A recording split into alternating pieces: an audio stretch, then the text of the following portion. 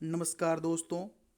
आज हम राष्ट्रपति के निर्वाचन मंडल के बारे में पढ़ेंगे कि जो राष्ट्रपति का चुनाव होता है, इस राष्ट्रपति के चुनाव में कौन कौन भाग लेते हैं।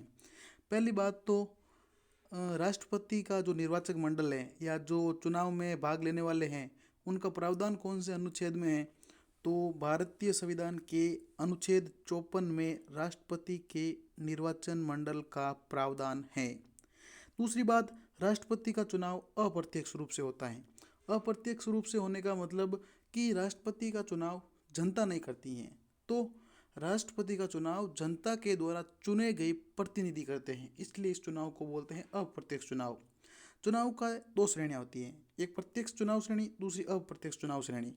प्रत्यक्ष चुनाव का मतलब तो होता है कि ऐसा चुनाव जिसमें मतदान जनता करती है, वो प्रत्यक्ष चुनाव कहलाता है। और जहाँ पर जनता के द्वारा चुने गए प्रतिनिधि मतदान करते हैं, वो उसको अप्रत्यक्ष चुनाव कहा जाता है। जैसे राष्ट्रपति का चुनाव अप्रत्यक्ष चुनाव है, क्योंकि इसमें जो मतदान में भाग लेते हैं जनता के द्वारा चुने गए प्रतिनिधि, एमएलए, एमएलसी, एमपी, ये जितने भी चुनाव होते हैं ये प्रत्यक्ष रूप से होते हैं।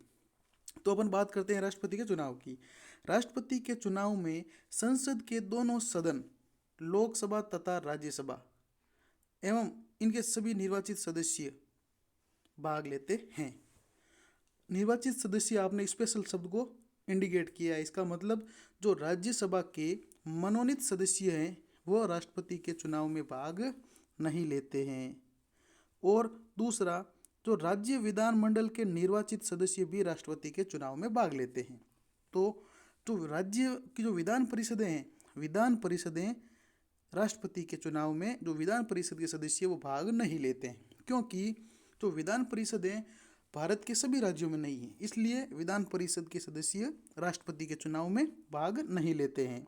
इनके अलावा दिल्ली एवं पुडुचेरी दो ऐसे केंद्र शासित प्रदेश हैं जिनके विधानमंडल के सदस्य राष्ट्रपति के चुनाव में भाग लेते हैं।